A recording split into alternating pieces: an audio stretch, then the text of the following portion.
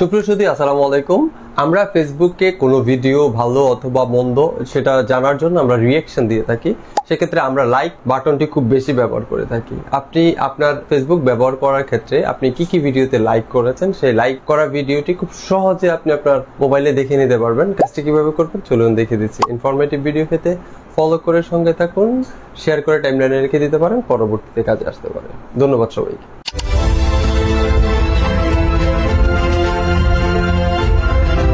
আমরা সর্বপ্রথম চলে আসব মোবাইলের ফেসবুক অ্যাপসটিতে। ফেসবুক অ্যাপসে এসে এখানে আমি প্রোফাইলে ক্লিক করব। প্রোফাইলে ক্লিক করার পরে আমি আবারও আমার প্রোফাইলে ক্লিক করব। এখান থেকে আমি রিলসে ক্লিক করব। রিলসে ক্লিক করার পর এখানে দেখতে পাচ্ছেন 4টি অপশন দেখাচ্ছে: save, like, share, needs, review. আমরা এখান থেকে লাইকসে ক্লিক করব।